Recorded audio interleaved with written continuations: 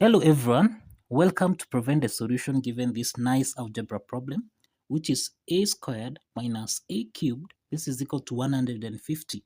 So what is the value of a? So solution from here, a squared minus a cubed, this is equal to 150.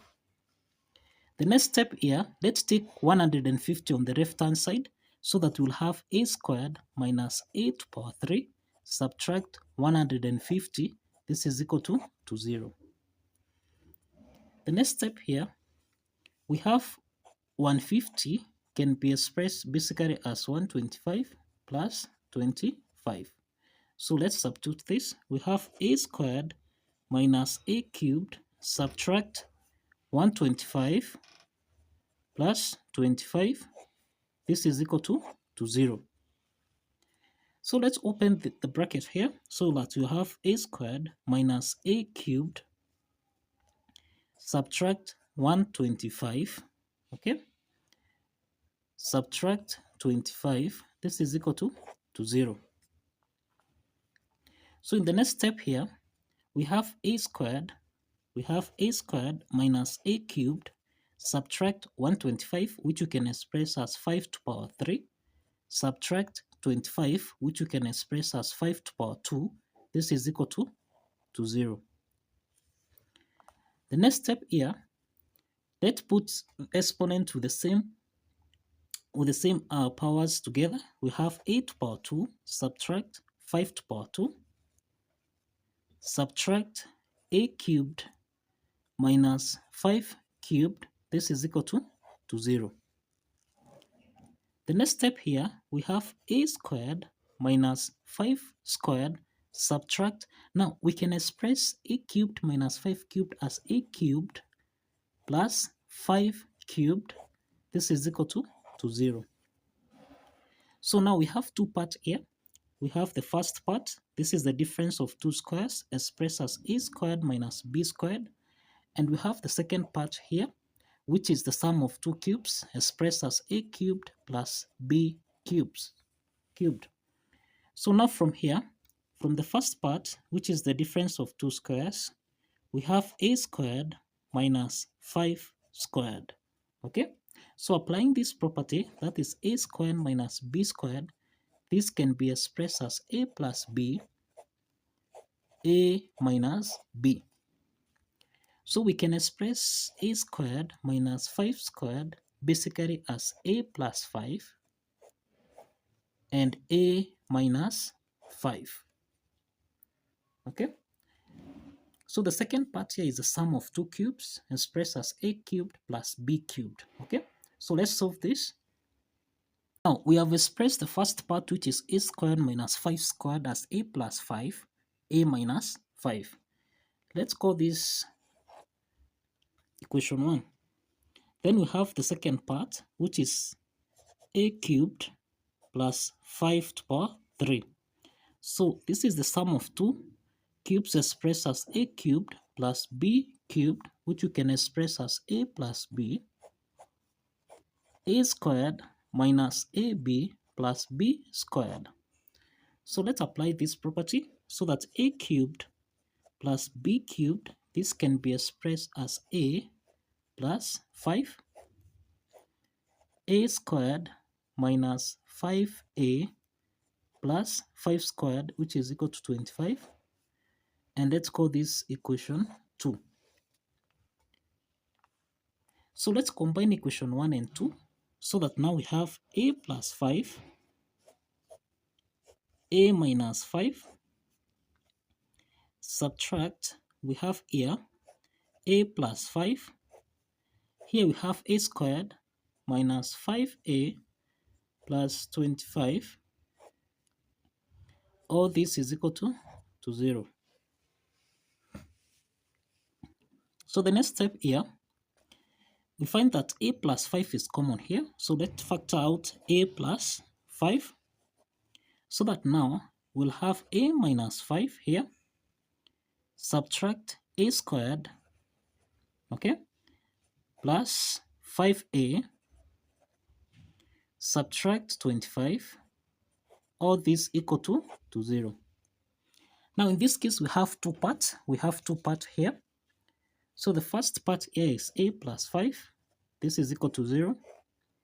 And we have the second part here, which essentially is equal to, we can write this as negative a squared. Okay, we have a plus 5a, and this is plus 6a. Subtract negative 5 plus minus 5, this is negative 30. This is equal to 0. Now from the first part here, we find that a1 is equal to negative 5. Okay, so this is the first solution, which is the real solution in this case. A1 is equal to negative 5. Let's proceed to solve the other values of a. We have negative a squared plus 6a minus 30 is equal to 0. So let's multiply both sides by negative 1. So in this case, we'll have a squared minus 6a plus 30. This is equal to 0. So this is a quadratic equation with the value of a equal to 1, b equal to negative 6, and c equal to 30.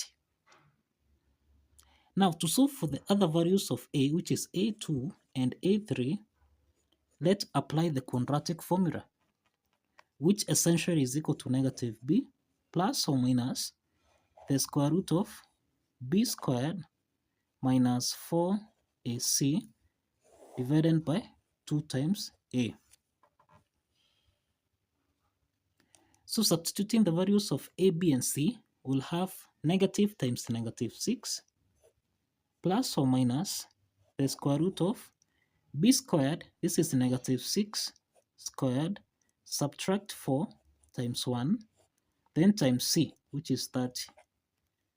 All this divided by 2 times 1. The next step from here, we have negative times negative 6, this is actually equal to 6, plus or minus the square root of negative 6 squared, this is 36, subtract, now we have 4 times 30, this is 120, all this divided by 2 times 1. So the next step here, we have 6 plus or minus the square root of 36, subtract 120, and this is essentially equal to negative 84 divided by 2. So the next step here,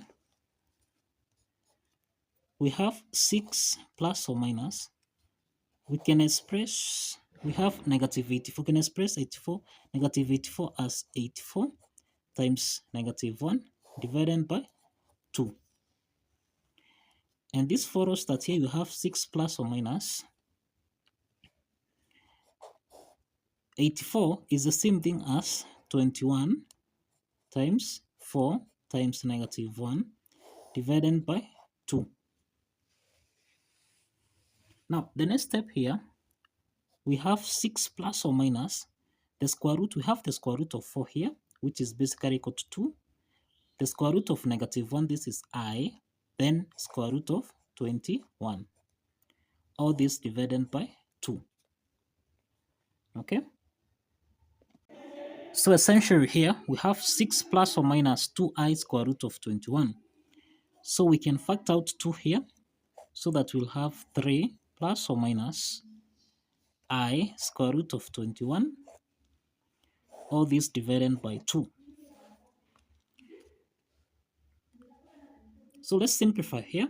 So let's simplify here by 2 and 2, so that now we have 3 plus or minus I square root of 21. So that means that a2 is equal to 3 plus I square root of 21. And a3 is equal to 3 subtract I square root of 21. So here we have two complex roots. We have two complex roots. We have two complex roots here. That is a2, which is 3 plus I square root of 21, and a3, which is 3 minus I square root of 21. And we have only one real solution here, which is actually equal to negative 5. A1, which is equal to negative 5. So let's verify here. Let's verify that a1 actually satisfies the equation in this case. So we end that a squared minus a cubed, this should give us a value of 150. Let's substitute a1, which is negative 5 squared, subtract negative 5 cubed. This should give us a value of 150. So negative 5 squared, this is actually equal to 25. Subtract negative 5 cubed, this is equal to negative 125. This should give us a value of 150. So you have 25.